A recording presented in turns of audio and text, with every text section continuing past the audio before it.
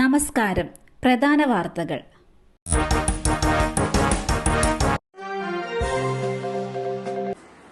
DYFI നേതാവിന്റെ വീട് കയറി ആക്രമിച്ചു. പിന്നിൽ കഞ്ചാവ് മാഫിയ. ഡിവൈഎഫ്ഐ നേതാവിന്റെ വീടിന് നേരെ കഞ്ചാവ് മാഫിയ ആക്രമണം. ആക്രമണത്തിൽ 3 പേർക്ക് വെട്ടേറ്റു. ഡിവൈഎഫ്ഐ മുടിയൂർക്കോണം മേഖലാ ട്രഷറർ അരുൺകുമാറിനെയും കുടുംബത്തെയുമാണ് ആക്രമിച്ചത്. മുടിയൂർക്കോണം പ്രസന്ന ഭവനിൽ പ്രസന്നൻ, ഭാര്യ ശ്രീദേവി, മകൻ അരുൺകുമാർ എന്നിവർക്കാണ് വെട്ടേറ്റത്. സിഎം ഹോസ്പിറ്റലിൽ ചികിത്സയിലാണ് മൂവരും. അക്രമികളിൽ ഒരാളുടെ ATM കാർഡ് സംഭവ സ്ഥലത്തു നിന്നും കിട്ടിയിട്ടുണ്ട്. അക്രമികളെ ഉടൻ അറസ്റ്റ് ചെയ്യണമെന്ന് സിപിഐ മുടിയൂർക്കോണം ലോക്കൽ കമ്മിറ്റിയും ഡിവൈഎഫ്ഐ പന്തളം ബ്ലോക്ക് കമ്മിറ്റിയും ആവശ്യപ്പെട്ടു. കഞ്ചാവ് മാഫിയയുടെ ആക്രമണത്തിനെതിരെ ശക്തമായി പ്രതിഷേധവും രേഖപ്പെടുത്തി. മുകേഷിന്റെ വീട്ടിലേക്ക് യുവമോർച്ച മാർച്ച്. മുകേഷ് രാജിവെക്കണമെന്ന ആവശ്യം. ലൈംഗിക അതിക്രമാരോപണം നേരിടുന്ന മുകേഷ് MLAയുടെ രാജി ആവശ്യപ്പെട്ട് പ്രതിഷേധം. മുകേഷിന്റെ കൊല്ലം പട്ടത്താനത്തെ വീട്ടിലേക്ക് യുവമോർച്ചയുടെ നേതൃത്വത്തിലും മഹിളാ കോൺഗ്രസിന്റെയും നേതൃത്വത്തിൽ മാർച്ച് നടത്തി. ആദ്യം യുവമോർച്ചയാണ് വീട്ടിലേക്ക് പ്രതിഷേധവുമായി എത്തിയത്. വീടിന് സമീപത്തെ റോഡിൽ പോലീസ് ബാരിക്കേഡ് ഉപയോഗിച്ച് പ്രവർത്തകരെ തടഞ്ഞു. ബാരിക്കേഡ് മറിച്ചിടാൻ ശ്രമിച്ചതോടെ ഉന്തും തള്ളുമുണ്ടായി. ഹേമ കമ്മിറ്റി റിപ്പോർട്ടിന് പിന്നാലെ നടനായ മുകേഷിനെതിരെ പീഡനാരോപണം ഉന്നയിച്ച് നടി രംഗത്തെത്തിയിരുന്നു. പള്ളിയോടത്തിൽ നിന്ന് പമ്പയാറ്റിൽ വീണ അധ്യാപകൻ മുങ്ങി മരിച്ചു. ആറന്മുളയിൽ പള്ളിയോടത്തിൽ നിന്ന് പമ്പയാറ്റിൽ വീണയാൾ മുങ്ങി മരിച്ചു. കുറിയന്നൂർ മാർത്തോമ ഹൈസ്കൂൾ അധ്യാപകൻ ജോസഫ് തോമസ് ആണ് മരിച്ചത്. 55 വയസ്സായിരുന്നു. ഇന്ന് രാവിലെയായിരുന്നു സംഭവം. കുറിയന്നൂർ പള്ളിയോടത്തിലായിരുന്നു ഇദ്ദേഹം ഉണ്ടായിരുന്നത്. ദേഹാസ്വാസ്ഥ്യം ഉണ്ടായതിനെ തുടർന്ന് ഇദ്ദേഹം പമ്പയാറ്റിലേക്ക് വീണുവെന്നാണ് സൂചന. പിന്നാലെ ഫയർഫോഴ്സ്, സ്കൂബ സംഘം സ്ഥലത്ത് തിരച്ചിൽ നടത്തി. 1.5 മണിക്കൂറോളം നീണ്ട തിരച്ചിലിനൊടുവിലാണ് മൃതദേഹം കണ്ടെത്തിയത്. ഇത്തിക്കരയാറിൽ കാണാതായ യുവാക്കളുടെ മൃതദേഹം കണ്ടെത്തി. ഇത്തിക്കരയാറ്റിൽ കുളിക്കാനിറങ്ങി കാണാതായ യുവാക്കളുടെ മൃതദേഹം കണ്ടെത്തി. പകൽക്കുറി കൊട്ടിയമുക്ക് സ്വദേശി രാമചന്ദ്രൻ, ബന്ധുവായ മാരംകോട് സ്വദേശി ധർമ്മരാജൻ എന്നിവരാണ് മരിച്ചത്. ഇന്നലെ ഉച്ചയോടെയാണ് പള്ളിക്കൽ പകൽക്കുറി മഹാവിഷ്ണു ക്ഷേത്രത്തിന് സമീപത്തുകൂടി ഒഴുകുന്ന ഇത്തിക്കരയാറ്റിൽ കുളിക്കാനിറങ്ങിയ ഇരുവരും ഒഴുക്കിൽപ്പെട്ട് കാണാതായത്. തുടർന്ന് രാത്രി വരെ തുടർന്ന അന്വേഷണം വെളിച്ചക്കുറവ് കാരണം അവസാനിപ്പിക്കുകയായിരുന്നു. പിന്നീട് ഇന്ന് നടത്തിയ അന്വേഷണത്തിലാണ് മൃതദേഹം കണ്ടെത്തിയത്.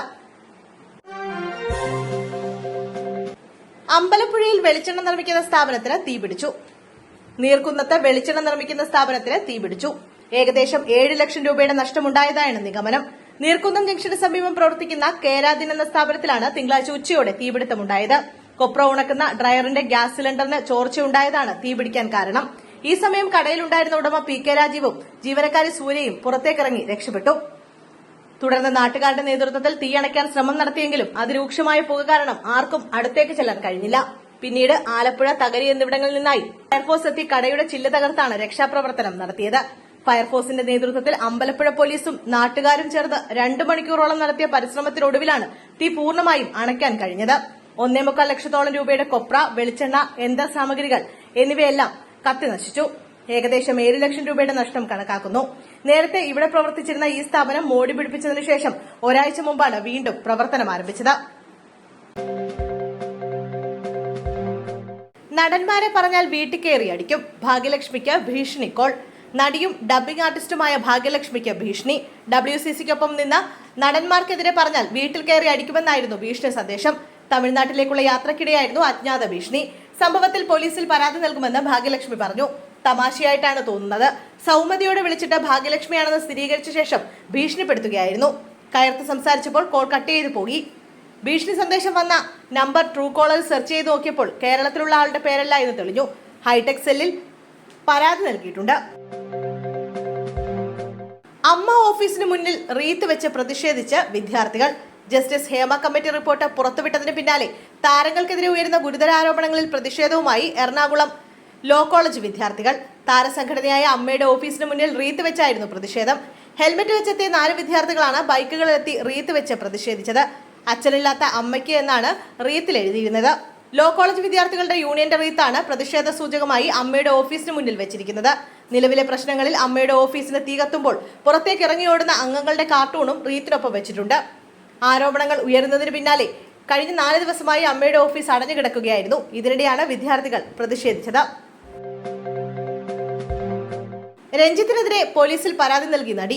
ലൈംഗിക താൽപര്യത്തോടെ സ്പർശിച്ചു. ചലച്ചിത്ര അക്കാദമി മുൻ ചെയർമാനും സംവിധായകനുമായ രഞ്ജിത്തിനെതിരെ പരാതി നൽകി ബംഗാളി നടി ശ്രീലേഖ മിത്ര. ലൈംഗിക ഉദ്ദേശത്തോടെ ശരീരത്തെ സ്പർശിച്ചെന്നാണ് പരാതിയിൽ പറയുന്നത്.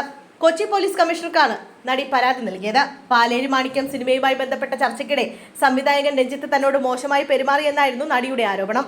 വിഷയം വിവാദമായതോടെ ചലച്ചിത്ര അക്കാദമി ചെയർമാൻ സ്ഥാനത്ത് നിന്ന് രഞ്ജിത്ത് രാജിവെച്ചിരുന്നു. നടി മിനു കുര്യന്റെ വെളിപ്പെടുത്തലിൽ കോൺഗ്രസ് നേതാവും. സിനിമയിലെ മോശം പെരുമാറ്റം സംബന്ധിച്ച് നടി മിനുവിന്റെ വെളിപ്പെടുത്തലിൽ കോൺഗ്രസ് നേതാവും. KPCC നിയമസഹായ വിഭാഗത്തിന്റെ അധ്യക്ഷൻ VS ചന്ദ്രശേഖറിന് നേരെയാണ് ആരോപണം. ലോയേഴ്സ് കോൺഗ്രസ് സംസ്ഥാന അധ്യക്ഷൻ കൂടിയാണ് VS ചന്ദ്രശേഖർ. മിനു അഭിനയിച്ച ശുദ്ധരിൽ ശുദ്ധൻ എന്ന സിനിമയുടെ നിർമ്മാതാവിന് തന്നെ കാഴ്ചവെക്കാൻ ചന്ദ്രശേഖർ ശ്രമിച്ചെന്നായിരുന്നു മിനുവിന്റെ ആരോപണം. അതേസമയം ആരോപണത്തിൽ പ്രതികരിച്ച ചന്ദ്രശേഖർ രംഗത്തെത്തി. സിനിമയിൽ താനും അഭിനയിച്ചിട്ടുണ്ടെന്ന് ചന്ദ്രശേഖർ പറഞ്ഞു.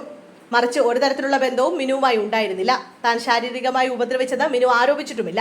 ഭാവിയിൽ മിനു പരാതി നൽകിയാൽ നിയമപരമായി അപ്പോൾ നേരിടാൻ തയ്യാറാണെന്നും ചന്ദ്രശേഖരൻ പ്രതികരിച്ചു.